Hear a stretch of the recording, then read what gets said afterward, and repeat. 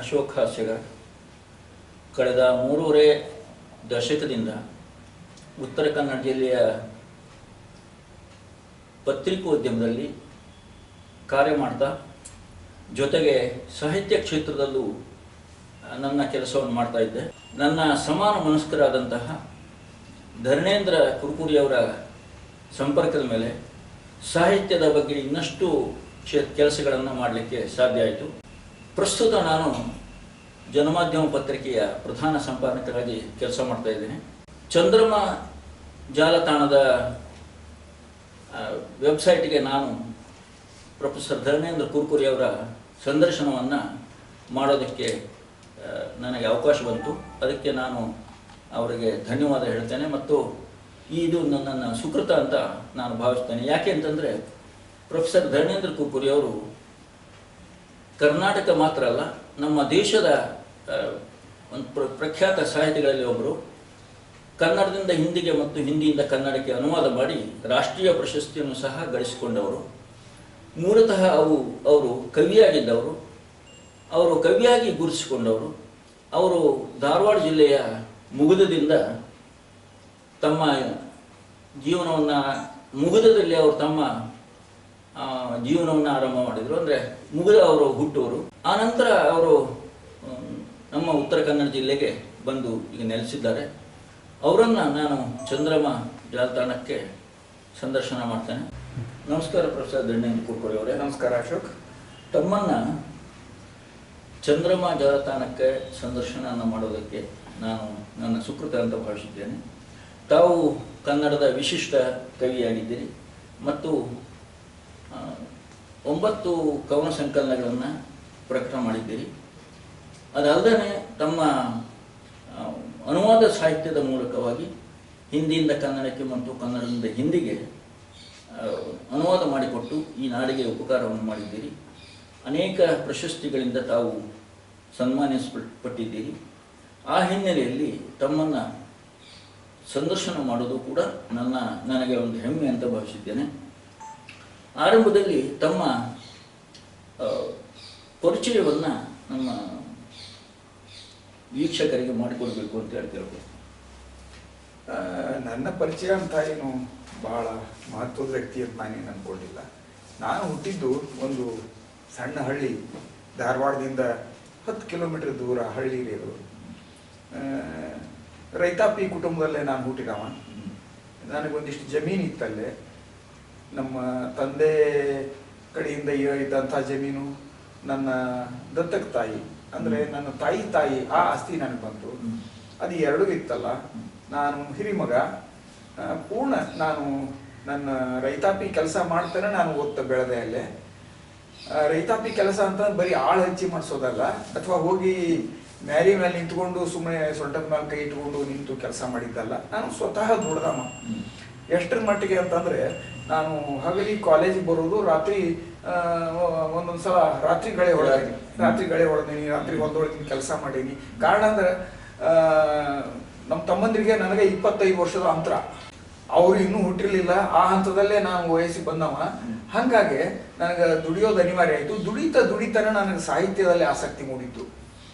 ಸಾಹಿತ್ಯದಲ್ಲಿ ಆಸಕ್ತಿ ಮೂಡೋದಕ್ಕೆ ಇನ್ನೊಂದು ಕಾರಣ ಹೇಳ್ತೇನೆ ರೀ. ಅಲ್ಲೇ ಬೇಂದ್ರೆ ಅವರು 1932ನೇ ಇಸ್ವಿಯಲ್ಲೇ ಮುಗದದಲ್ಲೇ ಸ್ಥಾನ ಪದ್ಧತಿಯಲ್ಲಿದ್ದವರು. ಅವರು ಒಂದು ಕವಿತೆ ನರಬಲಿ ಅಂತನ್ನುವಂತಹ ಕವಿತೆಯ ಕಾರಣದಿಂದ ಬ್ರಿಟಿಷರು ಅವರು ತಮ್ಮ ವಿರುದ್ಧ ಬರದಾರ ಇದನ್ನಂತ ಅಂದುಕೊಂಡು ಅವರನ್ನು ಒಯ್ದು ಹಿಂಡಲ್ಗ ಜೈಲಿಗೆ ಹಾಕ್ತಾರೆ, ಬೆಳಗಾವ್ ಹತ್ರ. ಆ ನಂತರ ಯಾರೋ ಅವರಿಗೆ ಬ್ರಿಟಿಷರಿಗೆ ಧಾರವಾಡ ಕಲೆಕ್ಟರ್ಗೆ ಆ ಮಾತು ತಿಳಿಸಿ ಹೇಳ್ತಾರ. ಅವರನ್ನ ಜೈಲಿಗೆ ಹಾಕಿದ್ದು ತಪ್ಪದು. ಅವರು ಮತ್ತೆ ತಮ್ಮ ಮನಸ್ಸು ಬದಲು ಮಾಡಿ ಮುಗದಲ್ಲಿ ತಂದು ಅವರನ್ನ ಸ್ಥಾನ ಪದ್ಧತಿಯಲ್ಲಿ ಇಡ್ತಾರೆ. ಅವಾಗ ನಮ್ಮ ಅಜ್ಜ, ನಮ್ಮ ತಾಯಿ ತಂದೆ ಅವರು ಸಮಾನ ವಯಸ್ಕರು, ಒಳ್ಳೆಯ ಆತ್ಮೀಯರಾಗಿ ಇದ್ದವ್ರು ಅಲ್ಲಿ 2 ವರ್ಷ. ಆ ಮನೆ ಇವತ್ತಿಗೂ ಇದೆ. ಅದನ್ನ ಆಕಾಶವಾಣಿಯವರು, ಪರ್ವತಿಕರ್ ಅಂತೇಳಿ ಆಕಾಶವಾಣಿ ನಿರ್ದೇಶಕರು, ಕೇಂದ್ರ ನಿರ್ದೇಶಕರು ಅದನ್ನೊಂದು ಸ್ಮಾರಕ ಯಾಕೆ ಮಾಡಬಾರ್ದು ಅಂತ ಅನ್ನೋ ದಿಕ್ಕಿನಲ್ಲಿ ಕೂಡ ವಿಚಾರ ಮಾಡಿದ್ದಾರೆ. ಅವರ ಒಡನಾಟದಲ್ಲಿ ಇದ್ದಂತ ಜನ ಇದ್ದಾರಲ್ಲ, ಅವರನ್ನ ನಾನು ನೋಡೇನಿ. ಅವ್ರನ್ನ ಎಲ್ಲರನ್ನೂ ಕಟ್ಕೊಂಡವ್ರು ಭಜನಿ ಮೇಳ ಅವರು ತಾವು ಹಗಲಿಗೆ ಬರೆದ ಕವಿತೆಗಳನ್ನೆಲ್ಲ ರಾತ್ರಿ ಸಂಜೆ ಎಲ್ಲರೂ ಕೂಡೋದು ಅವ್ರ ಎದುರಿಗೆ ಹಾಡೋದು ಇಂಥದ್ದೆಲ್ಲ ಮಾಡ್ತಿದ್ರಂತ ಅವರು. ಆ ಕಲ್ಚರು ನಾನು ಸ್ವಲ್ಪ ಬೆಳೆದು ಬರೋ ಅಷ್ಟೊತ್ತಿಗೆ ಆ ಕಲ್ಚರ್ ಇನ್ನೂ ಜೀವಂತ ಇತ್ತು. ಅಲ್ಲಿ ದೊಡ್ಡಾಟ ಮಾಡ್ತಿದ್ರು, ಸಂಖ್ಯಾ ಬಾಳೆ ಆಟ ಆಗ್ತಿದ್ವು. ಹಿಂಗಾಗಿ ಗ್ರಾಮೀಣ ಸಂಸ್ಕೃತಿ ಆ ಸಂಸ್ಕೃತಿ ಏನಿತ್ತಲ್ಲ ಅದು ದಟ್ಟವಾದಂತದ್ದು. ಅದು ಬರೀ ಜೀವಂತ ಇತ್ತು ಅಂತ ಅನ್ನೋದಕ್ಕಿಂತ ಸಮೃದ್ಧವಾಗಿತ್ತು. ಎಷ್ಟರ ಮಟ್ಟಿಗೆ ಅಂತಂದ್ರೆ ನಮ್ಮ ಊರ್ ಪಕ್ಕಕ್ಕನೆ ನಮ್ಮ ಜಮೀನು, ಆ ಜಮೀನಲ್ಲೇ ನಾವು ಸುಗ್ಗಿ ಬಂತು ಅಂತಂದ್ರೆ ನಾವು ಕಣ ಮಾಡಿ ಅಲ್ಲೆಲ್ಲ ಜನ ಎಲ್ಲ ಸೇರ್ತಿದ್ವಿ. ಅಕ್ಕ ಪಕ್ಕದ ಹೊಲದವ್ರೆಲ್ಲ ಸೇರ್ತಿದ್ವಿ. ಊರೊಳಗಿಂದ ಕೆಲವು ಹುಡುಗರು, ನಮ್ಮ ವಾರಿಗೆಯವರು, ಸ್ವಲ್ಪ ನಮ್ಗಿಂತ ಹಿರಿಯರು ಕಿರಿಯರು ಎಲ್ಲರೂ ಸೇರ್ತಿದ್ವಿ. ಹೊಲದೊಳಗೆ ನಾವು ಡಪ್ಪು, ಕರಡಿ, ಮಜ್ಲಿನ ಕೆಲವು ಸಾಧನಗಳ ವಾದ್ಯಗಳನ್ನು ಇಟ್ಕೊಂಡಿದ್ವಿ ನಾವು ನಮ್ಮ ಕಣದಲ್ಲೇ. ಬೆಳದಿಂಗ್ಲಿತ್ತು ಅಂತ ನಮ್ದೊಳೆ ಚೆಲ್ಲಾಟ. ಅಲ್ಲಿ ಇನ್ನೂ 2-3 ಹೆಸರು ನಾನು ಉಲ್ಲೇಖ ಮಾಡ್ಬೇಕು. ಅಣ್ಣಪ್ಪನವ್ರು ಬಸಪ್ಪ ಅಂತ ಒಬ್ಬ ಒಳ್ಳೆ ಗೀಗಿ ಪದ ಹಾಡ. ಆಮೇಲೆ ಇನ್ನೊಬ್ಬ ಗೋಲಪ್ಪನವ್ರು ಕಲ್ಲಪ್ಪಜ್ಜ ಅಂತಿದ್ದ, ಸೀನಿಯರ್ ಮನುಷ್ಯ ಅವ್ ನಮಗ. ಏನು ಕರಡಿ ಮೊದಲು ಭಾಷಮ, ಕರಡಿ ಮೊದಲು ಭಾಷೆ ತುಂಬಾ ಚೆನ್ನಾಗಿದೆ, ಅದ್ಭುತ. ಇಡೀ ಊರು ಬರೀ ಹೊಲ ಅಷ್ಟೇ ಅಲ್ಲ, ಊರ್ ಪಕ್ಕಕ್ಕೇನ ಅಲ್ಲ ನಮ್ದು, ಇಡೀ ಊರು ಒಂಥರ ರಂಗೇರ್ ಬಿಡ್ತಿತ್ತು. ಅಷ್ಟೆಲ್ಲ ಆ ಹಿನ್ನೆಲೆಯಲ್ಲಿ ನಾನು ಬೆಳೆದವ. ಹಂಗಾಗಿ ನನಗೆ ಸಾಹಿತ್ಯದ ಕಡೆಗೆ ಒಲವು ಸಾವಕಾಶ ತಾನೇ ಸ್ವಂದದ್ದದು. ಆಮೇಲೆ ಮುಂದೆ ನಾನು ಓದ್ತಾ ಇರುವಾಗ 68ರಿಂದ ನಾನು ಬರೆಯೋದಕ್ಕೆ ಆರಂಭ ಮಾಡಿದವ. ಇಡೀ ನಮ್ಮ ಜಮೀನುಗಳೆಲ್ಲ ಮಳಿ ಆದ್ರೆ ಆತು, ಇಲ್ಲ ಅಂದ್ರೆ ಇಲ್ಲ, ಬಂದಷ್ಟು ಭತ್ತ ಇಟ್ಕೊಂಡಿದ್ದೇವೆ ನಾವು, ಇದನ್ನ ಮಾಡ್ಬೇಕು ಅಂದ್ರೆ ಅದಕ್ಕೆ ಬೆಲೆ ಇರಂಗಿಲ್ಲ. ಇಂಥ ಎಲ್ಲಾ ಕಷ್ಟದಲ್ಲಿ ಏನೇನೋ ಕನಸ್ಕೊಂಡು ಆ ರೈತ ಬೆಳಿತಾನ. ನಾನು ಒಂದ್ಸಲ ಇಲ್ಲ, ಈ ಸಲ ಭತ್ತ ಚಲೋ ಬಂದದ, ಚಲೋ ಬೆಳೆಸೇನಿ, ಅದಕ್ಕೊಂದು ಸೈಕಲ್ ತಗೊಂಡು ಹೊಸದು ಅಂತ ನನ್ ಕನಸದು. ಅದು ಭತ್ತ ರೇಟು ಆಗ್ಲಿಲ್ಲ, ಏನಿಲ್ಲ, ಎಂತಿಲ್ಲ. ನಮ್ಮ ಅಜ್ಜಿ, ನಮ್ಮ ತಂದೆ ಇವರೆಲ್ಲ ಎಲ್ಲಿದೆ ಈ ಸೈಕಲ್ ತಗೋತೀವಿ, ಅದು ಹಳೆ ಸೈಕಲ್ ಮೇಲೆ ಓಡಾಡು ಅಂತಂದ್ರು. ಅದನ್ನ ಒರೆಸೋದು, ಅದಕ್ಕೆ ಎಣ್ಣೆ ಹಾಕೋದು, ಓಡಾಡ್ತಿದ್ದೆ. ಅವಾಗ ನನ್ನ ಕನಸು ನುಚ್ಚು ನೂರಾತಲ್ಲ.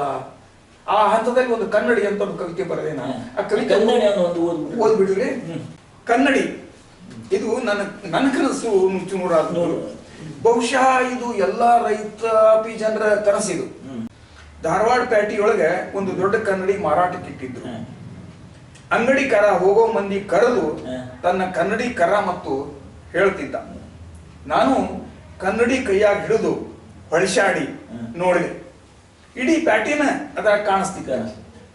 ಎದುರಿಗೆ ಇದ್ದು ದೊಡ್ಡ ದೊಡ್ಡ ಬಂಗ್ಲೆ, ಬ್ಯಾಂಕು, ಭರ್ಜರಿ ಅರ್ಬಿ ಅಂಗಡಿ, ದಾರ್ಯಾಗ ಹಾದಾಡೋ ಬಸ್ಸು, ಕಾರು, ಸೈಕಲ್ ಸಹಿತ ಕಂಡು. ಇಷ್ಟೆಲ್ಲ ನಾನು ಕೈಯಾಗ ಕಂಡು ಖುಷಿ ಪಟ್ಟೆ, ಕುಣಿದಾಡಿದೆ, ಅಂಗಡಿಕಾರನ ಕೊಂಡಾಡಿದೆ. ಕಿಸೆಯದೊಳಗಿನ ಎಲ್ಲಾ ರೊಕ್ಕ ಕೊಟ್ಟು ಕನ್ನಡಿ ಕೊಂಡೆ. ಒಂದು ಧೋತ್ರ ಸುತ್ತಿ ಗಂಟು ಕಟ್ಟಿ ಬಗಲೊಳಗೆ ಹಿಡ್ಕೊಂಡೆ. ಎದಿ ಸೆಟ್ಟಿಸಿ ನಮ್ಮೂರಿಗೆ ಹೊಂಟೆ.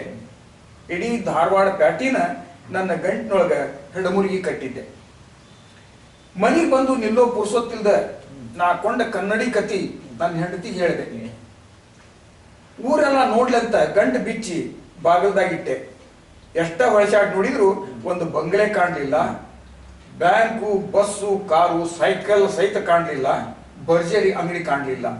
ಕಂಡದ್ದು ಬಡಕೆತ್ತು, ಜೋಲ್ ಮಾರಿ ರೈತರು, ಹರಕಂಗಿ ಹುಡುಗರು, ಮುರುಕ್ ಮನಿಗಳು. ಅವನವನ ಅಂತ ಸಿಟ್ಟು ಎತ್ತಿ ಕನ್ನಡಿ ಒಗದ್ರ ಒಡದು 100 ಚೂರು. ಎಲ್ಲಾ ಚೂರ್ನೊಳಗು ಜೋಲ್ ಮಾರಿ, ಹರಕಂಗಿ, ಮುರುಕ್ ಮನಿಗಳು, ಹರಕಂಗಿ, ಮುರುಕ್ ಮನಿ ಗೋಳು. ಇವತ್ತಿಗೂ ಕೂಡ ಈ ಕವಿತೆ ರಿಲೆವೆಂಟ್ ಅಂತ ಅನಿಸುತ್ತೆ ನನಗೆ. ರೈತ ದೇಶದ ಬೆನ್ನೆಲುಬು ಅಂತ ಹೇಳ್ಕೊತಾನೆ. ಬೆನ್ನೆಲುಬು ಬೆನ್ನೆಲುಬು ರೈತ ದೇಶದ ಬೆನ್ನೆಲುಬು ಅನ್ಕೋತ. ಆ ಬಗ್ಗೆನೆ ಒಂದು ನನ್ನ ಸಣ್ಣ ಪದ್ಯ ಇದು. ಅನ್ನದಾತ ನೀನಂತ ಬಣ್ಣದ ಮಾತು ಹೇಳಿ ಬದುಕಿಗೆ ಬೆಂಕಿ ಹೆಚ್ಚಾರೋ. ಅನ್ನದಾತ ನೀನಂತ ಬಣ್ಣದ ಮಾತು ಹೇಳಿ ಬದುಕಿಗೆ ಬೆಂಕಿ ಹೆಚ್ಚಾರೋ, ಬದುಕಿಗೆ ಬೆಂಕಿ ಹೆಚ್ಚಾರೋ, ಆ ಝಳಕ ಕನಸೆಲ್ಲ ಕಾದು ಕೆಂಪು ಕೆಂಪು. ತುಂಬಾ ಚೆನ್ನಾಗಿ ಇದರ ಅನುಭವ ಇದೆ. ಅದ್ರ ಕೊನೆ ಮುಕ್ತಾಯ ಏನಾಗ್ತದೆ ಅಂದ್ರೆ, ಕೆಂಪಾದ ಕನಸೆಲ್ಲ ಕಿಡಿಯಾಗಿ ಸಿಡದಾವೋ, ಕೆಂಪಾದ ಕನಸೆಲ್ಲ ಕಿಡಿಯಾಗಿ ಸಿಡದಾವೋ, ಬೆಂಕಿ ಇಟ್ಟವರೆಲ್ಲ ಬೆದರ್ಯಾರೋ. ಯಾಕ ರೈತನ ಬದುಕಿಗೆ ಬೆಂಕಿ ಇಟ್ಟವರೆಲ್ಲರೂ ಬೆಂಕಿ ಇಟ್ಟವರನೆ. ಬೆಂಕಿ ಇಟ್ಟವರೆಲ್ಲ ಬೆದರ್ಯಾರೋ, ಬೆಳಕಾಗಿ ಹೊಸ ಕಾಲ ಬಂತು ನಾಡಾಗ. ಅಂದ್ರೆ ಹೊಸ ಕಾಲ ಅನ್ನುವಂತ ಕನಸು 1980 ನರಗುಂದದಲ್ಲಿ ಆದಂತಹ ಕೇಳಿರ್ಬೇಕು. ಅಸಹಾಯಕ ಸ್ಥಿತಿ, ಏನು ಮಾಡ್ಲಿಕ್ಕೆ ರೈತನ ಈ ದೇಶದ ರೈತನ ಆ ಕಾರಣಕ್ಕೆ ನಾನು ಒಬ್ಬ ರೈತ ಆಗಿರೋದ್ರಿಂದ ನನ್ನ ಕಾವ್ಯದಲ್ಲೂ ಕೂಡ ಆ ರೈತ ಸಂವೇದನೆ ಬರೋದಕ್ಕೆ ಮೂಲ ಕಾರಣ ಸ್ವತಃ ನಾನು ಅನುಭವಿಸಿದ್ದು, ಇನ್ನೊಬ್ಬರ ಸೆಕೆಂಡ್ ಹ್ಯಾಂಡ್ ಅನುಭವ ಅಲ್ಲ ನಂದು. ನನಗೆ ಈ ಹಿನ್ನೆಲೆಯಿಂದ ನಾನು ಬರೀತಾ ಇರೋದ್ರಿಂದ ನನಗೆ ರೈತ ಸಂವೇದನೆ, ನನ್ನ ಭಾಷೆ, ನನ್ನ ಪ್ರತಿಮೆಗಳು ಇವೆಲ್ಲ ಅದೇ ರೀತಿ ಬರ್ತಾವ. ತಮ್ಮ ಕವಿತೆಗಳಲ್ಲಿ ಗ್ರಾಮೀಣ ಭಾಷೆ, ಗ್ರಾಮೀಣದ ಪ್ರತಿಮೆಗಳು, ಪ್ರತೀಕಗಳನ್ನ ಬಳಸೋದಕ್ಕೆ ಇದೇ ಕಾರಣ ಅಂತ. ಹೌದು, ಇದೇ ಕಾರಣ. ಅದು ನಾನು ಆರಂಭದ ದಿನಗಳನ್ನು ಹೇಳಬೇಕು ಅಂತಂದ್ರೆ ಸುಮಾರು 66-68ನೇ ಇಸ್ವಿಯಲ್ಲಿ ನಾನು BA ಓದ್ತಾ ಇದ್ದಾಗ ನಾನು ಅಲ್ಲಿ ರೈತಾಪಿ ಕೆಲಸ ಮಾಡೋದು, ಕಾಲೇಜ್ ಬರೋದು, ರಾತ್ರಿ ಕೆಲಸ ಮಾಡೋದು, ಹಗಲಿ ಕಾಲೇಜ್ ಬರೋದು, ಇದನ್ನೆಲ್ಲ ಮಾಡ್ಕೋತ ನಾನು ಇದ್ದಾಗ ಬರವಣಿಗೆ ಆಸಕ್ತಿ ಹುಟ್ಟಿತಲ್ಲ, ಆಕಾಶವಾಣಿಯಲ್ಲೇ ಕರ್ನಾಟಕ ಕಾಲೇಜಿನ ಎದುರಿಗೇನೆ ಆಕಾಶವಾಣಿ, ಅಲ್ಲಿ ಸುಮ್ಮನೆ ಒಳಗೆ ಹೋಗೋದು, ಅಲ್ಲಿ ಒಂದಷ್ಟು ಜನರಿಗೆ ಪರಿಚಯ ಮಾಡ್ಕೊಂಡೆ. ಜಿ ಸಿದ್ದಾಪುರ್ ಅಂತಿದ್ರು, ಸ್ವಲ್ಪ ಕ್ಷೀಣ ಆಗಿತ್ತು. ನಮಗೆ ಬೇಂದ್ರೆ ಅವರ ಪ್ರಭಾವ ಸ್ವಲ್ಪ ಅಲ್ಲೇ ನಮ್ಮ ಹಳ್ಳಿ ಇರೋದ್ರಿಂದ, ಆ ಹಾಡುಗಳು ಅವೆಲ್ಲ ಇರೋದ್ರಿಂದ ಬೇಂದ್ರೆ ಅವರ ಹಾಡುಗಳನ್ನು ಹಾಡುವವರು ಇದ್ರಲ್ಲಿ ನಮ್ಮ ಊರಲ್ಲಿ ಹಳೆ ಜನ. ಆ ಕಾರಣದಿಂದ ನಾನು ಬರೆಯೋದಕ್ಕೆ ಗೀತೆಗಳನ್ನು ಬರೆಯೋದಕ್ಕೆ ಶುರು ಮಾಡಿದೆ. ರಾಷ್ಟ್ರಭಕ್ತಿ ಗೀತೆ, ಭಾರತ ಬಂಟರೆ ಕೆಚ್ಚದೆ ನೆತ್ತರು ಬರಿದೆ ಅದು ಜಯದಾಕ್ಷರ ಅಂತ ಹೇಳಿ ಅವಾಗ 65ರಿಗೆ ಚೈನಾ ಆದ ನಂತರ ಇಂಥ ಗೀತೆಗಳನ್ನು ಬರೆಯೋದಕ್ಕೆ ಶುರು ಮಾಡಿದೆ. ಆಮೇಲೆ ವಯಸ್ಸಲ್ಲ, ಒಂಥರ ಪ್ರಣಯ ಪ್ರೀತಿ ಅಂತ ಇದ್ದೇ ಇರ್ತಿತ್ತು. ಅವಾಗ ಸಾಗಿ ಬಂದೆ ಹೃದಯ ಹೂವೆ ನಿನ್ನ ನಗರಿ ದೂರ ದೂರ, ಈ ರೀತಿ ಸುಮಾರು ಒಂದು 40 ಮೇಲೆ ಕವಿತೆಗಳು ನಾನು ಇಲ್ಲ. ಅದು ನನ್ನ ದುರಾದೃಷ್ಟ ಅಂತಂದ್ರೆ ನಾನು ಬದುಕಿನ ಓಡಾಟದಲ್ಲೇ ಹೋರಾಟದಲ್ಲೇ ಅವು ಬರೆಯೋದು, ಆಕಾಶವಾಣಿ ಕೊಡೋದು. ಮತ್ತೆ ಅಲ್ಲೇ ಕೇಶವ್ ಗುರಮ್ ಅಂತಿದ್ರು, ಅನುರಾಧ ಧಾರೇಶ್ವರ್ ಅವರೆಲ್ಲ ನನ್ನ ಭಾವಗೀತೆಗಳನ್ನು ಹಾಡ್ಯಾರ. ಅವಾಗ ವಾರದ ಹೊಸ ಹಾಡು ಅಂತ ಬರ್ತಿತ್ತು, ಪುಷ್ಪಾಂಜಲಿ ಅಂತ ಬರ್ತಿತ್ತು, ರಾಷ್ಟ್ರಭಕ್ತಿ ಗೀತೆಗಳನ್ನ ಅವರು ಕವಿಗಳ ಕಡೆಯಿಂದ ಬರೆಸಿದ್ರು. ಹಂಗಾಗಿ ನಾನು ಭಾವಗೀತೆಯಿಂದ ಆರಂಭ ಮಾಡಿದವ. ಆನಂತರ ಸಾವಕಾಶ ನಾನು ಯಾವಾಗ BA ಓದ್ತಾ ಇರುವಾಗ ಸಿದ್ಲಿಂಗ್ ಪಟ್ನ ಶೆಟ್ಟರ್ ಬಂದ್ರೆ ಅಲ್ಲೇ ಸಿರ್ಸಿ ಕಾಲೇಜಿಂದ, ಈಗ ನಾನೇನು ಸೇವೆ ಸಲ್ಲಿಸಿದೆ, ನಿವೃತ್ತಿ ಹೊಂದೆ, ಅದೇ ಕಾಲೇಜಿನಿಂದ ಅವರು ಅಲ್ಲಿ ಕಾಲೇಜ್ ಬಂದ್ರು. ಚಂಪಾ ಅವರಿದ್ರು, ಚಂದ್ರಶೇಖರ್ ಪಾಟೀಲ್ ಇದ್ರು, ಅವರು ಒಡನಾಟ ಬಹಳ ಆಪ್ತವಾಗಿ ಬೆಳೀತು. 64ಕ್ಕೆ ಸಂಕ್ರಮಣ ಶುರುವಾಗಿತ್ತು. ಧಾರವಾಡ ವಲಯದಲ್ಲಿ ಒಂದು ಹೊಸ ಗಾಳಿನೇ ಶುರು ಆಗಿತ್ತು. ಆ ಸಂಕ್ರಮಣದ ಜೊತೆಗೆ ಹೊಸ ಗಾಳಿನೇ ಶುರು. ಒಂದು ರೀತಿಯಿಂದ ನಾವು ಸಂಕ್ರಮಣದ ಜೊತೆಗೆ ನಾವು ಬೆಳೆದವು. ಅದಕ್ಕೆ ನಾನು ಚಂಪಾ ಅವರನ್ನಾಗ್ಲಿ, ಸಿದ್ಲಿಂಗ್ ಪಟ್ನಿ ಶೆಟ್ಟಿ ಅವರು, ಗಿರಡ್ಡಿ ಅವರು, ಇವರು ತ್ರಿಮೂರ್ತಿಗಳೇನಿದಾರಲ್ಲ ಅಲ್ಲಿ, ಆ ತ್ರಿಮೂರ್ತಿಗಳ ಪ್ರಭಾವ ಬಹಳ ಒಳ್ಳೆ ಪ್ರಭಾವ ಬೀರಿತ್ತು. ಆಗ ಬರೆಯುವಂಥವ್ರು ನಾನು, ಸಿದ್ಲಿಂಗ ದೇಸಾಯಿ ಅಂತ ಒಬ್ಬ, HS ಭೀಮನಗೌಡ್ರ ಅಂತ ಅವರಿಬ್ರು ಇಲ್ಲ ಈಗ. ನಾವು ಈ 3 ಜನ ಧಾರವಾಡದಲ್ಲೇ. ಈ ಕಡೆಗೆ ಹಾವೇರಿ ಕಡೆಗೆ ಇವರೆಲ್ಲ ನಮ್ಮ ಸರ್ಜು ಕಾಟ್ಕರ್, ನಮ್ಮ ಸತೀಶ್ ಕುಲಕರ್ಣಿ, ಇನ್ನೊಬ್ರು ಪದ್ಮರಾಜ್ ಅಂತ ಹೇಳಿ. ಪ್ರತಿಮೆಗಳನ್ನ ಹೆಂಗ್ ಬೆಳೆಸ್ಕೊಂಡು ಹೋಗ್ಬೇಕು ಅಂತ ಅನ್ನೋದನ್ನ ನಾವು ಬರೆದ ಕವಿತೆಯನ್ನು ಎದುರಿಗೆ ಇಟ್ಕೊಂಡು ಈ ಪ್ರತಿಮೆಯನ್ನು ಹೆಂಗ್ ಬೆಳೆಸ್ಕೊಂಡು ಹೋಗ್ತಮ್ಮ ನೀನು ಅಂತ ಅನ್ನೋದನ್ನ ಬಹಳ ಚಂದಾಗಿ ವಿವರಣೆ ಮಾಡ್ತಿದ್ರು ಚಂಪಾ ಅವರು. ಹಂಗಾಗಿ ಇವತ್ತಿಗೂ ಚಂಪಾ ಅವ್ರ ಜೊತೆಗಿನ ನಾನು ಒಡನಾಟ ನನ್ನ ಅಗದಿ ಹಿರಿಯಣ್ಣ ಇದ್ದಂಗ ಅಂತೇಳಿ ಅವ್ರ ಜೊತೆಗೆ ಇರ್ತೀನಿ. ಮತ್ತು ಅವರು ಅಷ್ಟೇ ಪ್ರೀತಿಯಿಂದ ಎಷ್ಟು ಸಲ ನಮ್ಮ ಮನೆಗೆ ಬಂದಾರೆ, ಎಷ್ಟು ಸಲ ನಮ್ಮ ವೈಯಕ್ತಿಕ ಕಾರ್ಯಕ್ರಮಕ್ಕೂ ಕೂಡ ಅವರು ಹಾಜರಿರ್ತಾರೆ. ತಮ್ಮ ಮೊದಲ ಕವನ ಸಂಕಲನ ಹರಕು ಪುಸ್ತಕ, ಅದು 1972 ಬಂತದ. ಅದರಲ್ಲಿ ನಾವು ಶಂಕರ ಮೊಕಾಶಿ ಪುಣೇಕರ್ ಮುಂದಲ್ಲಿ ಹೇಳಿದ್ರು, ತಮ್ಮ ಕಾವ್ಯದ ಬಣಿಯನ್ನ, ತಮ್ಮ ಕಾವ್ಯದ ಧ್ವನಿಯನ್ನ, ರೂಪಕಗಳನ್ನು ಬಳಸಿರುವುದನ್ನು ಅವರು ಏನು ತಮಗೆ ತೋರಿಸಿಕೊಟ್ರು ಅಥವಾ ಹೇಳಿದ್ರು. ಅದು ಮುಂದೆ ಹೇಗೆ ತಮಗೆ ಸಹಾಯಕವಾದ? ಅವು ಅದೇ ಹಂತದಲ್ಲೇ ನಾವೀಗ ಚಂಪಾ ಅವರು ಮತ್ತು ಸಿದ್ಲಿಂಗ್ ಪಟ್ನಿ ಶೆಟ್ಟರ್ ಒಡನಾಟದಲ್ಲಿ ಬಂದವಲ್ಲ, ಪ್ರತಿಮೆಗಳನ್ನ ಬೆಳೆಸೋದನ್ನ ಬಹಳ ಚಂದಾಗಿ ಇವರು ಹೇಳ್ತಾ ಇದ್ದಾರೆ. ಯಾವುದೇ ಫಲ ಪ್ರತಿಮೆ ತಗೊಂಡೋಗ್ಲಿ, ಕುಡುಗೋಲು, ಕೊಡ್ಲಿ, ಕುಂಟಿ, ಇಂಥ ಅಲ್ಲೇ ಆ ಪ್ರತಿಮೆಗಳನ್ನ ಸರಿಯಾಗಿ ಬಳಸುವಂತ ಔಚಿತ್ಯ ಎಲ್ಲಿ ಬಂತು ನನಗೆ. ಹಂಗಾಗಿ ಅದೇ ಈ ರೀತಿಯೊಳಗೆ ಬೆಳ್ಕೊಂಡು ಬಂದೆ. ಬಟ್ ನನ್ನ ಅನುಭವಗಳು ಬದಲಾಗ್ತಾ ಬಂದಂಗೆ, ಮನುಷ್ಯ ಬೆಳೆದಂಗೆ ನಾನು ಅವಾಗ ರೈತರ ನಡುವೆ ಇದ್ದೆ, ನಾನೇ ರೈತ ಆಗಿದ್ದೆ, ನಡುವೆ ಇದ್ದೆ ಅಂತ ಆ ಸಂವೇದನೆ ಬರ್ತಾ ಬರ್ತಾ ನಾನು ಹೊರಗೆ ಬಂದೆ. ಇವತ್ತು ನೋಡ್ತೇನೆ, ನಾನು ಅನುಭವಿಸ್ತಾ ಇಲ್ಲ ಅವತ್ತು ಅನುಭವಿಸಿದ್ದು ನಂಗೆ ಗೊತ್ತಿದೆ ನನಗೆ.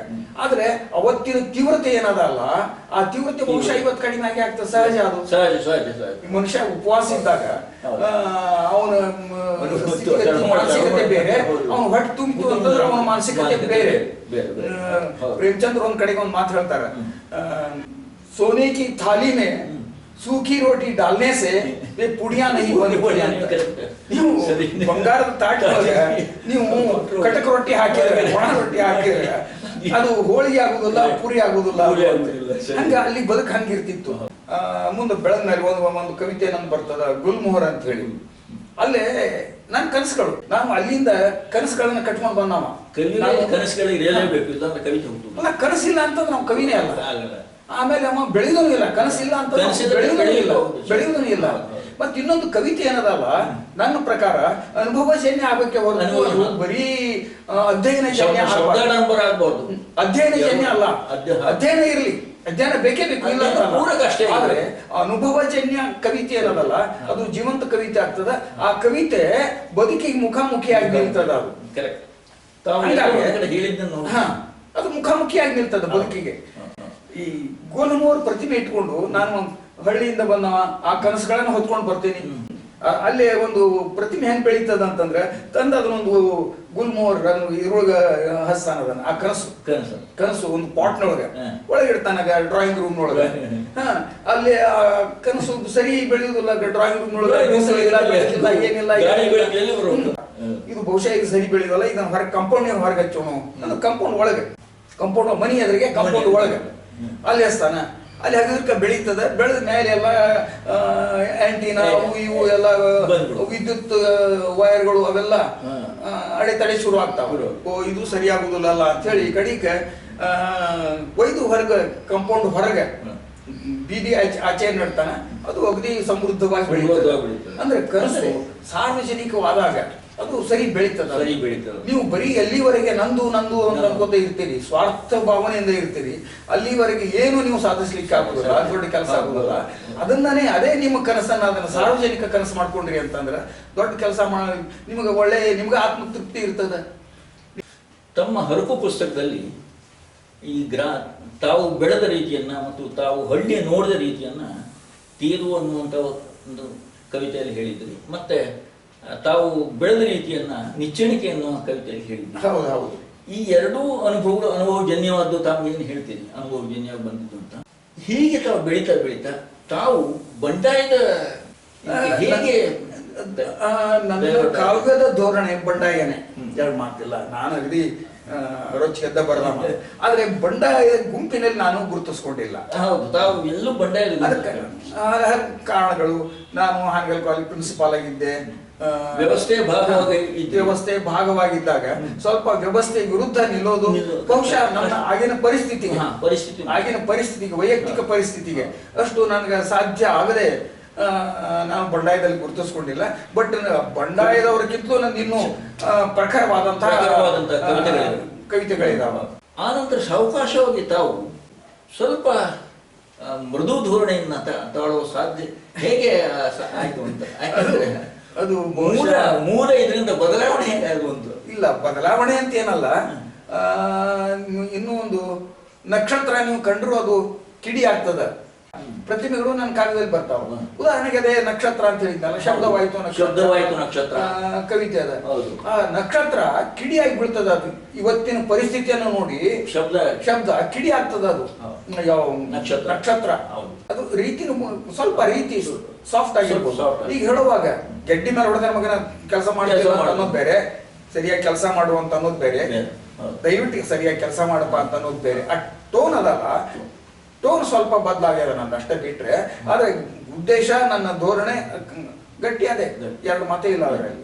ತಮ್ಮದು ಕುಂಚ ಮತ್ತು ಬಣ್ಣ ಇದು ಕೊನೆಯ ಸಂಕಲನ, ಇದು ಬರುವಾಗಲೂ ಹಾಗೇನೆ ಅದು ಹೆಚ್ಚು ಕಲರ್ಫುಲ್ ಆಗಿ ಜೀವನದ ದೃಷ್ಟಿಕೋನಗಳನ್ನು ಕಂಡುಬರ್ತದೆ. ಹೀಗಾಗೋದಕ್ಕೆ ಉತ್ತರ ಕನ್ನಡ ಜಿಲ್ಲೆಗೆ, ತಾವು ಧಾರವಾಡದ ಉತ್ತರ ಕನ್ನಡ ಜಿಲ್ಲೆಗೆ ಬಂದ ನಂತರ ಈ ಭಾವನೆಗಳು ಹೌದೌದು ಇಲ್ಲಿ ಬಂದ್ಮೇಲೆ ಇಲ್ಲಿಯ ಪ್ರಕೃತಿ ಸೌಂದರ್ಯ ಪ್ರಭಾವ ಬೇರೆ ಇರ್ತದ. ಅಲ್ಲೇ ಕುಂಚ ಮತ್ತು ಬಣ್ಣ ಅಂದ್ರೆ ಅಲ್ಲ, ಆ ಕವಿತೆಯಲ್ಲಿ ಕಟ್ಟಡಗಳಿಗೆ ಬಣ್ಣ ನನ್ನ ಊರು ಕಪ್ಪು ಚಿತ್ರ, ನಮ್ಮ ಊರಿದು ಕಪ್ಪು ಚಿತ್ರ ನೋಡ್ತಾನ ಕವಿ. ಬಣ್ಣದ ಚಿತ್ರ ಅಲ್ಲ, ಹಂಗಾಗಿ ಇದಕ್ಕೆ ಬಣ್ಣ ಯಾಕೆ ನಾ ತುಂಬಾರದು ಅಂತ ನನ್ನ ಪ್ರಯತ್ನ ಅದು. ನನ್ನ ಪ್ರಯತ್ನ. ನಾನು ನಿಜವಾಗ್ಲೂ ನನ್ನ ಊರಿಗೆ ನಾನು ಏನಾದ್ರು ಸಲ್ಲಿಸ್ಬೇಕಲ್ಲ, ಇಲ್ಲಿ ಕಪ್ಪು ಚಿತ್ರ ಇಲ್ಲಿ ಏನೋ ಹಿಂಗದ, ಇದನ್ನ ಸರಿ ಮಾಡು. ಸರಿಪಡಿಸ್ಬೇಕಲ್ಲ ಅಂತ ಅನ್ನುವಂಥದ್ದು ಸಹಜ, ಸಹಜ ಕವಿಗಳ ಭಾವ. ಒಂದು ಆಶಯ ಅದು. ಮುಗುದಿನಿಂದ ನಗರಕ್ಕೆ ಬಂದ ಮೇಲೆ ಈ ಸಾಹಿತ್ಯದ ಏನು ವ್ಯವಸ್ಥೆ, ಸಾಹಿತ್ಯದ ವಾತಾವರಣ ಏನಿತ್ತು. ಬೇಂದ್ರೆ ಅವ್ರು ನಮ್ಮ ಊರಲ್ಲಿ ಇದ್ರಲ್ಲ, ನಮ್ಮ ಊರಾಗ ಬಹಳ ಒಡನಾಟ ಆಗೋದು. ಮನೆಗೆ ಒಡನಾಟ ಜಾಸ್ತಿ ಇದ್ದದ್ರಿಂದ ನಮ್ಮ ಅಜ್ಜಿ ಅವ್ರಿಗೆ ಬೆಣ್ಣಿ ಕೊಟ್ಟು ಕಳಿಸ್ತಿದ್ಲು. ಬಿಂದ್ರಿ ಮಾಸ್ತರ್ ಅಂತಿದ್ರು. ಬಿಂದ್ರಿ ಮಾಸ್ತರ್ ಬೆಣ್ಣಿ ಕೊಟ್ಟು ನೀನು ಸಾಲಿಗೆ ಹೋಗುವ ಅವ್ರಿಗೆ ಬೆಣ್ಣಿ ಕೊಟ್ಟು ನಾನು ಒಂದು ಚಮಚ ಸಕ್ಕರೆ ತಿಂದು ನಾನು ಹೈಸ್ಕೂಲ್ ಓಡಿ ಹೋಗ್ತಿದ್ದೆ. ಆ ಹಂತದಲ್ಲೇ ನನಗೆ ಅವರು ಬರವಣಿಗೆ ಅದು ಹೈಸ್ಕೂಲು. ನಾನು ಹಳ್ಳಿಯಿಂದ ಬಂದವ, ಸ್ವಲ್ಪ ದನ ಕಾಕೋತ ಇದ್ದು ಎಲ್ಲ ಮಾಡ್ಕೋತ, ದನ ಕಾಯುವುದನ್ನ ಬಹಳ ನಮಗೆ ಶ್ರೇಷ್ಠವಾದ ನಾನು ಬಂದವ. ಅವ್ರು ಒಡನಾಟದವ್ರೆಲ್ಲ ನನಗೆ ಪ್ರೀತಿಯಿಂದ ಕೇಳ್ತಿದ್ರು. ಬೇಂದ್ರೆ ಅವರು ಕಾಲ್ಗೈರಿ ಸಂಕಪ್ಪ ಹಂಗದಾನು, ಶಾನ್ವಾಡ ಆಮೇಲೆ ಅಲ್ಲಿ ಧಾರವಾಡದಲ್ಲಿ ಒಂದ್ ಕಡೆಗೆ ಬೇಂದ್ರೆ ಅವರು, ಇನ್ನೊಂದ್ ಕಡೆಗೆ ಆನಂದ ಕಂದ್ರು, ಹುಬ್ಬಳ್ಳಿಯಲ್ಲಿ ಪ್ರಹ್ಲಾದ್ ನರೇಗಲ್ರು, ಗಂಗಪ್ಪ ಅವ್ರೆಲ್ಲರ ಸಹವಾಸದಲ್ಲಿ ಬಂದೆ ನಾನು. ನನಗೆ ಬರವಣಿಗೆ ಆಸಕ್ತಿ ಇರೋದ್ರಿಂದ ಹೇಳಿದ್ರಲ್ಲ ನಾವು ಲೈಕ್ ಮೈಂಡೆಡ್ಸ್, ಸಮಾನ ಮನಸ್ಕರು ಅಂತ ಹೇಳಿ ಅಂತವ್ರನ್ನ ಹುಡುಕೊಂಡು ಹೋಗ್ತಿದ್ದೆ ನಾನು. ನನಗೆ ಆನಂದ ಕಂದ್ರ ಪರಿಚಯ ಶ್ರೀನಿವಾಸ್ ಆಚಾರ್ಯ ಗಲಗಲಿ ಅಂತ ಒಬ್ರು ಇದ್ರು. ಅವರ ಸಮಕಾಲೀನರು. ಅವರು ನನ್ಗೆ ಪರಿಚಯ ಆಗಿ ಅವ್ರ ಮನೆಗೆ ಕರ್ಕೊಂಡು ಹೋಗೋರು. ಅವರು ನನ್ಗೆ ಕೊಟ್ಟದ್ದೊಂದು ಪ್ರೀತಿಯ ಕಾಣಿಕೆ ಭಾರತ ಕಥಾ ಮಂಜರಿ ಆನಂದ ಕಂದ್ರ ಕೊಟ್ಟದ್ದು. ಇವತ್ತಿಗೂ ನನ್ನ ಹತ್ರ ಅದನ್ನ ಪ್ರೀತಿಯ ಕಾದಿಟ್ಕೊಂಡೇನಿ. ಮತ್ ನನ್ನ 2ನೇ ಕವನ ಸಂಗ್ರಹ ನೀರಾಗ ಮುಂತೆ ನೆನ್ಕೊಂತ ಅವರೇ ಬಿಡುಗಡೆ ಮಾಡಿದ್ರು. ಅದು ಆನಂತರ ಚಂಪಾ ಅವರು, ಪಂಟ್ ಶೆಟ್ರು ಬಹಳ ಅಗದಿ ಗಟ್ಟಿ ನಿಂತು ನವೋದಯದಿಂದ ನವ್ಯಕ್ಕೆ ಎರಡು ಜನರೇಷನ್ ಜೊತೆಗಿದೆ ನಾನು. ಅಂದ್ರೆ ಇಡೀ ತಮ್ಮ ಸಾಹಿತ್ಯ ನೋಡಿದ್ರೆ ಸುವರ್ಣ ಮಾಧ್ಯಮ. ಈಗ ಕಡಿಮೆ ಅವ್ರಿಗೆ ಅಂತಾರಲ್ಲ ಸುವರ್ಣ ಮಾಧ್ಯಮ ಅಂತಾರಲ್ಲ, ಹಂಗೆ ನನ್ನ ದಾರಿನ ಏನಾಯ್ತು, ಸುವರ್ಣ ಮಾಧ್ಯಮದ ದಾರಿ ಆಯ್ತು. ಅವ್ರ ಜೊತೆಗೆ ಒಡನಾಟ, ಇವ್ರ ಜೊತೆಗೆ ಒಡನಾಟ. ಕಂಬಾರ್ ಅವರು ನಾವು ಇಲ್ಲಿ ಶಿರ್ಸಿಯಲ್ಲಿ ಸಾಹಿತ್ಯ ಸಮ್ಮೇಳನ ಆದಾಗ 82ನೇ ಇಸ್ವಿಯಲ್ಲಿ ಅವರು ಹಾಡಿದ್ರು, ನಾನು ಹಾಡಿದ್ದೆ. ಅಗದಿ ಪ್ರಭಾವಶಾಲಿ ಅವು ನೆಪ್ಪ ಇರಲೆಪ್ಪ ನಿಮ್ಮ ಡಪ್ಪ ಇಡದ ಹೇಳ್ತೀನಿ, ಉಪ್ಪರಿಗೆ ಮ್ಯಾಲಿನವರ ಸಪ್ಪಾಳ, ಕದ್ದ ತಿಂದ ಕೊಬ್ಬಿದ ಮಂದಿ ದರ್ಪಿಲೆ ತುಳಿತಾರೋ, ಬುಡಕ ಬಿದ್ದವರು ಹಪ್ಪಳ ಅಂತ ಬರದೆ. ಅವಾಗ ಇದು ಡಪ್ಪಿನಾಟದ ಡಪ್ಪಿನ ಅದೇ ನಾ ಹೇಳಿದ್ನಲ್ಲ, ನಮ್ಮ ಹೊಲದಲ್ಲಿ ನಮ್ಮ ಕಣದಲ್ಲೇ ನಾವೆಲ್ಲ ಡಪ್ಪು ಇವನ್ನೆಲ್ಲ ಕರಡಿ ವಾದ್ಯಗಳನ್ನೆಲ್ಲ ಇಟ್ಟುಕೊಂಡು ನಾವು ರಾತ್ರಿ ನಾವು ರಂಗೇರಿಗೆ ಏರ್ಬಿಡ್ತಿತ್ತು. ನಿಜವಾಗ್ಲೂ ಆ ಕೆಲವು ದಿನಗಳೇನಿದಾವಲ್ಲ, ಅವ್ರು ಒಂದಷ್ಟು ಜನ ಇದ್ರು, ಹಳ್ಳಿ ಜನ, ಮತ್ತೆ ಎಡಗೈ ಹೆಬ್ಬೆಟ್ಟಿನವ್ರ ಪಾಪ ಅವರು ಮಾಡಿದ ಸಾಧನೆ, ಅವ್ರ ಅವಾಗಿನ ಇದನ್ನ ನೋಡಿದ್ರೆ ನನಗೆ ಏನು ನಮ್ಮ ಊರಿಗೆ ನನಗೇನು ಕೊಡಕ್ಕಾಗ್ಲಿಲ್ಲಪ್ಪ. ಜಾನಪದ ಹಿನ್ನೆಲೆಯನ್ನು ಬಳಸ್ಕೊಂಡು ನಾವು ಬೆಳೆದ್ವಿ. ಆದ್ರೆ ಅದನ್ನ ಉಳಿಸೋದಕ್ಕೆ ಬೆಳೆಸೋದಕ್ಕೆ ನನಗೆ ಆಗ್ಲಿಲ್ಲಲ್ಲ ಅನ್ನುವಂಥ ವಿಚಾರ ನನಗಿದೆ. ತಾವು ಕನ್ನಡವನ್ನ ತುಂಬಾ ಆಳವಾಗಿ, ತುಂಬಾ ಚೆನ್ನಾಗಿ ಅಧ್ಯಯನ ಮಾಡಿ ಅಥವಾ ಅದರಲ್ಲೇ ಕೆಲಸವನ್ನು ಮಾಡಿದ ನಂತರ ಹಿಂದಿಗೆ ತಾವು ಬದಲಾವಣೆ ಆದ್ರಿ. ಹಿಂದಿಯಿಂದ ಕನ್ನಡಕ್ಕೆ, ಕನ್ನಡದಿಂದ ಹಿಂದಿಗೆ ಅನುವಾದವನ್ನು ಕೂಡ ಮಾಡಿದ್ರಿ. ಈ ಸಂದರ್ಭದಲ್ಲಿ ನಮಗೆ 2 ಭಾಷೆಗಳ ಏನು ಸಂಪರ್ಕ ಬಂತು, ಅದು ಹೇಗೆ ಅನುಕೂಲ ಆಯ್ತು? ಕನ್ನಡ ಹೇಗೆ ಅನುಕೂಲ ಆಯ್ತು, ಹಿಂದಿ ಹೇಗೆ? ಅದು ಏನಾಯ್ತು ಅಂತಂದ್ರೆ, ನಾನು ಹಿಂದಿಯನ್ನ ಮೇಜರ್ ಆಗಿ ಮುಖ್ಯ ವಿಷಯ ಆಗಿ ತಗೊಂಡೆ ನಾನು BA-ಗೆ. ಕಾರಣ ಅಂತಂದ್ರೆ ನನಗೆ ಆರ್ಥಿಕ ಸ್ವಲ್ಪ ತೊಂದರೆಯಲ್ಲೇ ನಾನು ಓದ್ದವ. ಅದೇ ಹೇಳಿದ್ನಲ್ಲ, ಹೊಸ ಸೈಕಲ್ ತಗೊಳಕ್ ಆಗ್ಲಿಲ್ಲ, ಹಳೆ ಸೈಕಲ್ 3 ಸೈಕಲ್ ಮೇಲೆ ಓಡಾಡಿದೆ ಅಂತ ಹೇಳಿ. ನನಗೆ ಸ್ಕಾಲರ್ಶಿಪ್ ಇತ್ತು ಅವಾಗ, ಗೌರ್ಮೆಂಟ್ ಆಫ್ ಇಂಡಿಯಾದ್ದು. ನಾನು ಹಿಂದಿ ಮುಖ್ಯ ವಿಷಯ ತಗೊಂಡು ನಾನು ಸ್ಕಾಲರ್ಶಿಪ್ ಪಡ್ಕೊಳ್ಳೋದಕ್ಕೆ ನಾನು ಹಿಂದಿ ಮುಖ್ಯ ವಿಷಯ ತಗೊಂಡವ. ಅದ್ರ ನಂತರ ಪಟ್ನ ಶೆಟ್ರು 1 ವರ್ಷ ನಮ್ಗೆ ಕಲಿಸಿದ್ರು. ಅವ್ರ ಟೀಚಿಂಗು, ಅವ್ರ ಸ್ಟೈಲು ಎಲ್ಲ ನೋಡಿ, ಅವ್ರ ಭಾಷೆ ಅದನ್ನೆಲ್ಲ ನೋಡಿ ನಾನು ಹಿಂದಿ ಪ್ರೊಫೆಸರ್ ಆಗಬೇಕು ಅಂತ ನನಗೆ ಇದು ಬಂದದ್ದು, ಕನಸು ಬಂದದ್ದು ಗಟ್ಟಿ. ಅವ್ರು ನೋಡಿ ಅದ್ರೊಳಗೆ 2 ಮಾತೇ ಇಲ್ಲ. ಮತ್ತೆ ಬಹಳಷ್ಟು ಜನ ಇವತ್ತು ನನಗೆ ಹೇಳ್ತಾರೆ, ನೀವು ಮಾತಾಡಿದ್ರೆ ಪಟ್ನ ಶೆಟ್ರಂಗ ಮಾತಾಡ್ತೀನಿ ಅಂತ ಹೇಳಿ. ಅವ್ರು ನೋಡಿ ನಾನು ಹಿಂದಿ ಪ್ರೊಫೆಸರ್ ಆಗ್ಬೇಕು ಅಂತ ಕನಸ್ಕೊಂಡೆ. ಸ್ಕಾಲರ್ಶಿಪ್ನ ಸಲುವಾಗಿ ನಾನು ಹಿಂದಿ ತಗೊಂಡೆ. ಮುಂದೆ ಬಂದು ಹಿಂದಿ MA ಮಾಡಿದೆ. ಹಿಂದಿ ಮಾಡಿದ ಮೇಲೆ ಹಿಂದಿ ಬಗ್ಗೆ ನನಗೆ ಆಸಕ್ತಿ ಹುಟ್ಟಿತು. ನಾನು ಓದ್ತಾ ಇರುವಾಗ ನಿರಾಲ ಅವ್ರ ಕವಿತೆಗಳನ್ನ, ಒಳ್ಳೊಳ್ಳೆ ಸಾಹಿತ್ಯ ಕವಿತೆಗಳನ್ನು ಓದಿದೆ. ಬಚ್ಚನ್ರ ಕವಿತೆಗಳು, ರಾಮಾವತಾರ ತ್ಯಾಗಿ ಕವಿತೆಗಳನ್ನ ನಾನು ಓದಿದೆ. ಅವ್ರು ಒಂದ್ ಕಡೆಗೆ ಬರೀತಾರೆ, ಮೇರಿ ಆಂಖೋं को नम ही रहने दो, मुझको थोड़ा सा गम ही सहने दो, जीवन की आंखें पहुंच सके कोई ಐಸಾ ಅಂಚಲ್ ಹೊತ್ತು ಮುಚ್ಕೋಲಾದು. ಇನ್ನೊಂದ್ ಕಡೆಗೆ ನೀರಜ್ರ ಇವು ಕವಿತೆಗಳು, ಚಲ್ ರೇ ಚಲ್ ಮುಸಾಫಿರ್ ಚಲ್ ಜಬ್ ತಕ್ ಸಾಸ್ ಚಲೆ, ಅಂದ್ರೆ ಹೆದರ್ಕೋಬೇಡ ನೀನು ಅಧೀರ್ನಾಗ್ಬೇಡ ಅಂತ. इसको भी अपनाता चल उसको भी अपनाता चल, राही है हम सब एक राह के, सब पर प्यार लुटाता चल रहे चल मुसाफिर चल. ನೀರಜದ ಇನ್ನೊಂದು ಕವಿತೆ ಬರ್ತದ, ದುಃಖಕ್ಕೆ ಸಾಥಿ ಮಿಲೆ ಹಜಾರೋं ही लेकिन दुख में साथ निभाने वाला कोई नहीं मिला. ಎಂತ ಚಂದ. जब तक रही बहार उम्र की बगिया में, जो भी आया द्वार चांद लेकर आया, पर जिस दिन झड़ गई गुलाबों की पंखुरी, मेरे आंसू मुझे तक आते शर्माया. ತಮಗೆ ಬಹಳ ಪ್ರಭಾವ ಬೀರಿದು. ಹಂಗಾಗಿ ನೋಡೋಣ ಗಾಡಿ ಇವನ್ನ ಅಂತೇಳಿ ನಾನು ಸಾವಕಾಶ ಅನುವಾದದ ಕಡೆಗೆ ಅದನ್ನು ನೋಡಿದೆ. ನಾನು ಪ್ರಿನ್ಸಿಪಾಲ್ ಆಗಿದ್ದಾಗ ಒಂದು ಕಾದಂಬರಿ BA ಟೆಕ್ಸ್ಟ್ ಬುಕ್ ಆಗಿತ್ತು, ಪರ್ಯಟನ್ ಅಂತ ಹೇಳಿ, BV ವೈಕುಂಠರಾಜು ಅವ್ರದ್ದು. ಅವ್ರ ಜೊತೆಗೆ ಮಾತಾಡಿದಿಗೆ ಅನುವಾದ ಮಾಡ್ತೇನ್ರಿ ಅಂತಂದಾಗ, ಮಾಡ್ರಿ ಮಾರ್ಯಾರ, ಆದ್ರೆ ಪಬ್ಲಿಷರ್ ನೋಡ್ಕೊಳ್ರಿ ಮೊದ್ಲ ಅಂದ್ರೆ ಅವರು. ಪ್ರೇಮಚಂದ್ರ ಕೆಲವು ಕಥೆಗಳನ್ನ ಪತ್ರಿಕೆ ಪ್ರಪಂಚದಲ್ಲಿ, ವಿಶೇಷವಾಗಿ ಪ್ರಪಂಚದಲ್ಲಿ, ಪಾಟೀಲ್ ಪುಟ್ಟಪ್ಪರನ್ನ ನಾನು ನೆನೆಸ್ಬೇಕು. ನನ್ನ ಬದುಕಿನಲ್ಲಿ ಒಂದು ಮಹತ್ವದ ಘಟ್ಟ ಕೊಟ್ಟವರು ಅವರು. ನಾನು ನೆಹರು ಕಾಲೇಜ್ಗೆ MA ಮುಗಿಸಿದ ನೆಹರು ಕಾಲೇಜ್ಗೆ ಅವಾಗ ಬಂದೆ ನಾನು. ಅಲ್ಲಿ ಮಧ್ಯಾಹ್ನ, ಬೆಳಗಿನ ಕಾಲೇಜ್ ಅದು, ಮಧ್ಯಾಹ್ನ ಮೇಲೆ ಖಾಲಿ ಇರ್ತಿದ್ದೆ. ಖಾಲಿ ಟೈಮ್ ಏನ್ ಕಳೆಯೋದು ಅಂತ ಹೇಳಿ ಪಾಟೀಲ್ ಪುಟ್ಟಪ್ಪನವರು ಹುಬ್ಬಳ್ಳಿಯಲ್ಲಿ ಪ್ರಪಂಚದ ಸಹಾಯಕ್ಕಾಗಿ ನಾನು ಇಟ್ಕೊಂಡ್ರು. ಅವಾಗ ಅವ್ರು ರಾಜ್ಯಸಭೆ ಸದಸ್ಯರು. ಹಂಗಾಗಿ ಅನುವಾದದ ಗ್ರಿಪ್ ಅಲ್ಲಿ ಬಂದಿತ್ತು. ಇಲ್ಲಿ ವೃತ್ತಿಗೆ ಅವಾಗ ಬಂದೆ ನಾನು. ಬಂದಾಗ BV ವೈಕುಂಠರಾಜು ಅವ್ರನ್ನ ಕೇಳಿದೆ, ನಿಮ್ ಕಾದಂಬರಿ ಅನುವಾದ ಮಾಡ್ತೇನ್ರಿ ಅಂತ ಹೇಳಿ. ಅವ್ರು ಆ ಮಾತ್ರ ಹೇಳಿದ್ರು. ಚಂಪಾ ಅವರ ಕವಿತೆಗಳನ್ನ ಸೀತಾಯಣ ಅಂತ ಮಾಡಿದೆ. ಆಮೇಲೆ ಮೂರ್ನಾಕುಡು ಚಿನ್ನಸ್ವಾಮಿ ಅವರ ಕವಿತೆಗಳನ್ನ ಅಂಗಾರ್ಕಿ ಚೋಟಿಪರ್ ಅಂತ ಮಾಡಿದೆ. ಆಮೇಲೆ ಓಂ ನಮೋ ಶಾಂತಿನಾಥ್ ದೇಸಾಯಿ ಓಂ ನಮೋ, ಲಂಕೇಶ್ವರ ಕಲ್ಲು ಕರಗೋ ಸಮಯ ಮಾಡಿದೆ. ಬಹಳಷ್ಟು ಕನ್ನಡದ ಕೃತಿಗಳನ್ನ ಬಸವರಾಜ ಸಾದರ್ ಅವರು ತಪ್ಪದಂಡ ಮಾಡಿದೆ. ಜುರ್ಮಾನ, ವೆಂಕಟೇಶ್ ಮಾಚಕ್ನವರದ ಬೇರುಗಳು ಮಾಡಿದೆ. ಈಗ ಇತ್ತೀಚೆ ಬಸವರಾಜ್ ಕಟ್ಟಿಮನಿಯವರು ಜ್ವಾಲಾಮುಖಿ ಮೇಲೆ ಮಾಡಿದೆ, ದೊಡ್ಡ ಕಾದಂಬರಿ ಅದು. ಮತ್ ನಾ ಮಾಡಿದಂಗ ನನಗೆ ಏನು ಗುರುತಿಸುವಂತದ್ದು ಇದಾಗಬೇಕಲ್ಲ, ಅದು ಬಂದೇ ಬಂತ ನನಗೆ ಆಜ್ಗೆ ಕನ್ನಡ ಕವಿತಾನೆ ಅಂತ ಹೇಳಿ 32 ಕವಿಗಳನ್ನ ಆಯ್ಕೆ ಮಾಡಿ 64 ಕವಿತೆಗಳನ್ನ ಅನುವಾದ ಮಾಡಿ ಒಂದು ಸಂಗ್ರಹ ಮಾಡಿದೆ. ಅದು ಕನ್ನಡದ್ದು ಹಿಂದಿಗೆ ಅನುವಾದ ಮಾಡಿದೆ. ಅದರಲ್ಲೇ ಕಣ್ವಿಯವರು ಮತ್ತು ಶಿವರುದ್ರಪ್ಪನವರನ್ನು ಹಿಡ್ಕೊಂಡು ಕೊನೆಯವರೆಗೆ ಕಂಬಾರ್ ಇದಾರೆ, ಚಂಪಾವ್ರು ಇದಾರೆ, ಪಟ್ನಿ ಶೆಟ್ಟರ್ ಇದಾರೆ, KV ತಿರುಮಲೇಶ್ ಇದಾರೆ, ಎಲ್ಲಿವರೆಗೆ. ಉದಾಹರಣೆಗೆ ನಮ್ಮ ಪ್ರಜ್ಞಾ ಮತ್ತಿಹಳ್ಳಿ ಅವಾಗ ಬರೀಲಿಕ್ಕೆ ಶುರು ಮಾಡಿದ್ದು, ಒಂದೇ ಕವನ ಸಂಗ್ರಹ ಬಂದಿತ್ತು. ಅಲ್ಲಿವರೆಗೆ 64 ಕವಿತೆಗಳನ್ನ ನಾನು ಕನ್ನಡದ ಒಂದು ಮುಖ್ಯವಾದಂತಹ ಅನುವಾದ ಮಾಡಿದೆ. ಅಂದ್ರೆ ಪ್ರಸ್ತುತ ಕಾವ್ಯದ ಸ್ವರೂಪ ಹಿಂದಿಯವ್ರಿಗೆ ಗೊತ್ತಾಗಲಿ ಅಂತ ಅನ್ನೋ ದೃಷ್ಟಿಯಿಂದ ಆ ಪುಸ್ತಕ ಮಾಡಿದ್ದೆ. ನನಗೆ ಏನ್ ದೊಡ್ಡ ಹೆಸರು ಮಾಡ್ತದ ಅಂತ ಅನ್ನುವಂತ ಕಲ್ಪನೆನೂ ಕೂಡ ನನಗೇನಿರ್ಲಿಲ್ಲ. ಅಕಸ್ಮಾತ್ ಒಂದು ರಿಜಿಸ್ಟರ್ಡ್ ಲೆಟರ್ ಬಂತು, ನಿಮ್ಮ ಪುಸ್ತಕಕ್ಕೆ ಕೇಂದ್ರೀಯ ಹಿಂದಿ ನಿರ್ದೇಶನಾಲಯದ ರಾಷ್ಟ್ರೀಯ ಪುರಸ್ಕಾರ ಘೋಷಣೆ ಆಗ್ಯದ ಅಂತ ಹೇಳಿ. ಅವತ್ತದ್ರ ಮೊತ್ತ ಬರೀ 25,000 ರೂಪಾಯಿ ಇತ್ತು. ಇವತ್ತದು ಸುಮಾರು ಲಕ್ಷಗಟ್ಟಲೆ ಆಗ್ಯದ. ಶಂಕರ್ ದಯಾಳ್ ಶರ್ಮಾ ಅವರೇ ಪ್ರಶಸ್ತಿ ಪ್ರದಾನ ಮಾಡಿದ್ರು ರಾಷ್ಟ್ರಪತಿ. ನಿಜವಾಗ್ಲೂ ಅದು ಒಳ್ಳೆ ನನಗೆ ಉತ್ಸಾಹ. ಜೀವಮಾನದ ಸಾಧನೆ ಗುರ್ತಿಸಿದ್ರಲ್ಲ ಉತ್ತರ ಭಾರತದಲ್ಲಿ ಗುರ್ತಿಸಿದಕ್ಕೆ. ಹೌದು. ಆ ನಂತರ ಏನ್ ಸಾಕಷ್ಟು ಬಂದು ಬಿಡ್ರಿ, ಭಾರತೀಯ ಅನುವಾದ ಪರಿಷತ್ತಿಂದು ಮನೆ ಬಂತು, ಅನುವಾದ ಶ್ರೀ ಅಂತ ಬಂತು.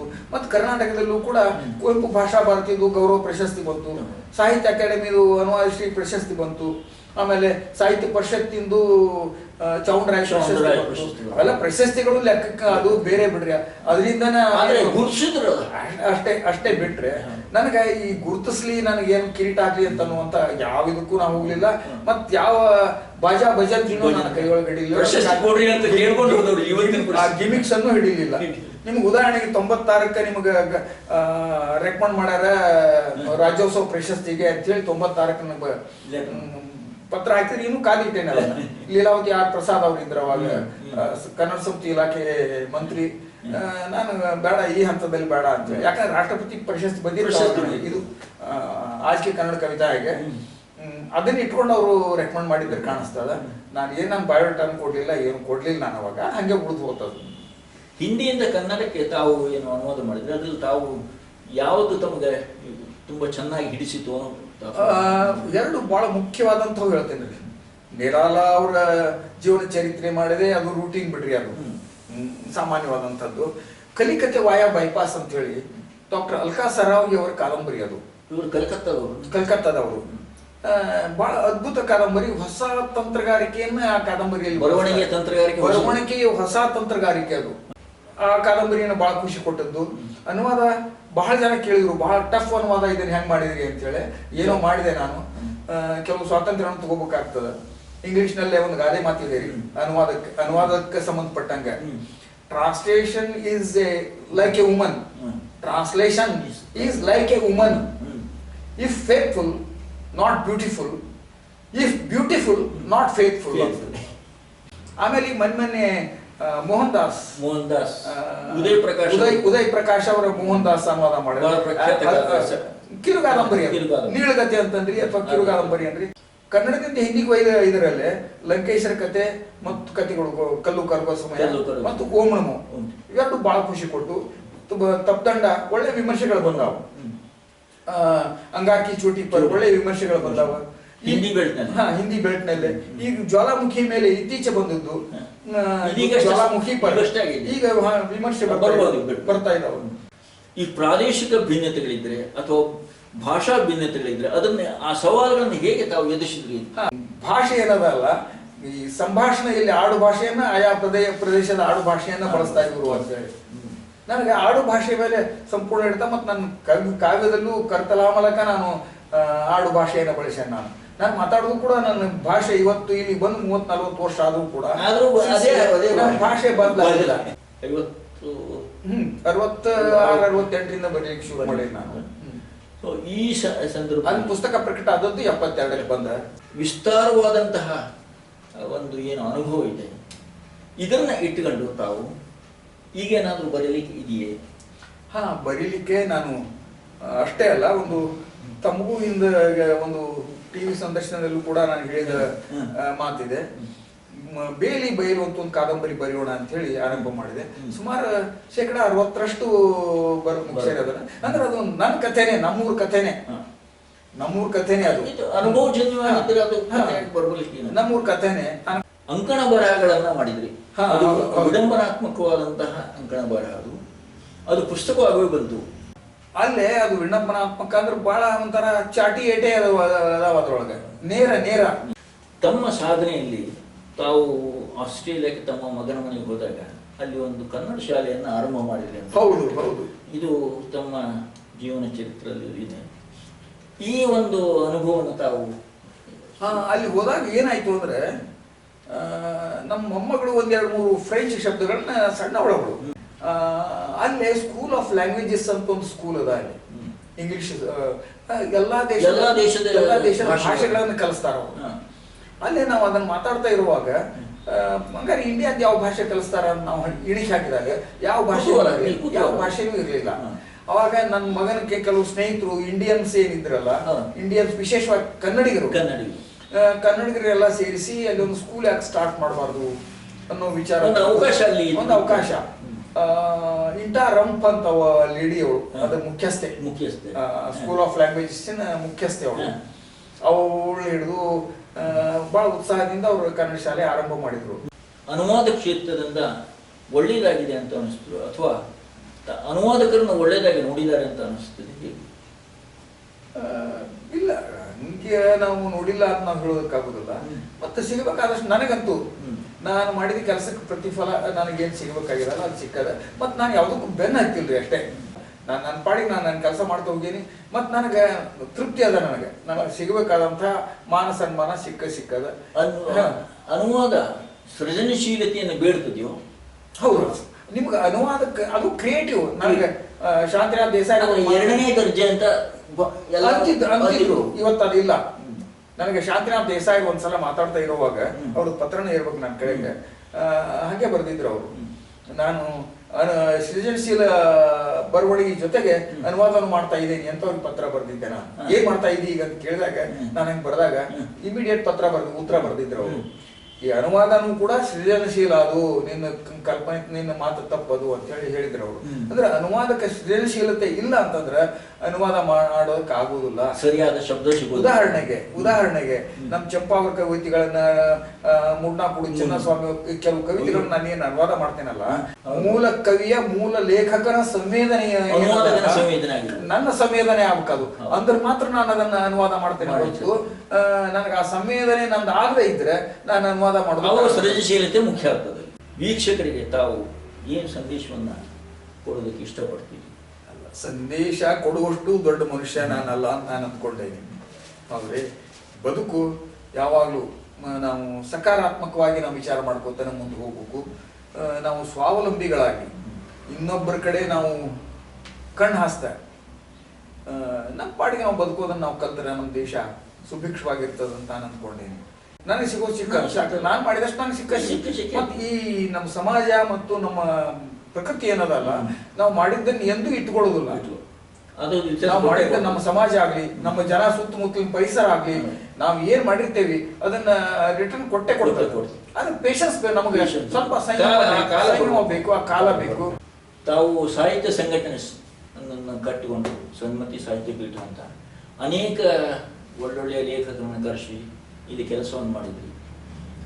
ಅದ್ರ ಮೇಲೆ ಒಂದು ಸ್ವಲ್ಪ ಅದಕ್ಕೆ ಕಾರಣ ಅಂದ್ರೆ ನನಗೆ ಇಲ್ಲಿ ಸ್ಥಳೀಯವಾಗಿ ಒಳ್ಳೆ ಪ್ರತಿಭಾಶಾಲಿಗಳಿದ್ದಾರೆ. ಇಲ್ಲಿ ನಾನು ಹಾನಗಲ್ಲಿಂದ ವರ್ಗಾವಣೆ ಹೊಂದಿ ಇಲ್ಲಿ ಬಂದಾಗ 30-35 ವರ್ಷದ ಹಿಂದೆ ಬಂದಾಗ ನಾನು ಇಲ್ಲಿ ನೋಡಿದೆ, ಬಹಳ ವಿದ್ವತ್ತಿರುವಂತವರು. ಅವ್ರಿಗೆ ಸಿಗಬೇಕಾದ ಪ್ರೋತ್ಸಾಹ ಸಿಗಬೇಕಾದ ಪ್ರಚಾರ ಸಿಗಬೇಕು, ಮತ್ತು ಆ ಪ್ರತಿಭೆಗಳು ಬೆಳಿಬೇಕು. ಹಂಗೆ ಇಲ್ಲೊಂದು ವೇದಿಕೆ ನಿರ್ಮಾಣ ಮಾಡೋಣ ಅಂತ ಹೇಳಿ ಸನ್ಮತಿ ಸಾಹಿತ್ಯ ಪೀಠ ಹುಟ್ಟಾಕ್ತೇನೆ ನಾನು. ಮತ್ತು ಅದಕ್ಕೆ ಎಲ್ಲ ಸಹಕಾರ ಸಿಕ್ಕ, ಮತ್ತು ಎಲ್ಲರೂ ಚಂಪಾ ಅವರಂತೂ ಮೇಲಿಂದ BR ಲಕ್ಷ್ಮಣರಾವ್ ಬಂದಾರೆ, ಕಂಬಾರ್ ಅವ್ರು ಬಂದಾರೆ, ನಾ ಮುಗಸಾಲೆ ಬಂದಾರೆ, ಬಹಳ ಜನ ದೊಡ್ಡ ದೊಡ್ಡ ಡುಂಡಿರಾಜ್ ಬಂದಾರೆ, MS ನರಸಿಂಹಮೂರ್ತಿ ಬಂದಾರೆ. ಪ್ರೊಫೆಸರ್ ಧರಣೇಂದ್ರ ಕುರ್ಕುರಿ ಅವರ ಸಂದರ್ಶನದಲ್ಲಿ ಅವರು ನವೋದಯ, ನವ್ಯ, ಬಂಡಾಯ ಹೀಗೆ ಸಾಹಿತ್ಯ ಯಾನದಲ್ಲಿ ಭಾಗಿಯಾಗಿ ಬಂದದ್ದನ್ನು ನೋಡಿದ್ವಿ. ಅವರು ಸಾಧನೆಯನ್ನು ಕೂಡ ಅವರ ಮಾತಿನಲ್ಲಿ ಹೇಳಿಕೊಂಡಿದ್ರು. ನಾವು ಕೂಡ ಅವರು ಸರ್ಕಾರ ಅವ್ರ ಸಾಧನೆಯನ್ನು ಗುರುತಿಸಿ, ಸಂಘ ಸಂಸ್ಥೆಗಳ ಸಾಧನೆಯನ್ನು ಗುರುತಿಸಿ ಸನ್ಮಾನ ಮಾಡಿದ್ದನ್ನು ಕೂಡ ನಾವು ನೋಡಿದ್ವಿ.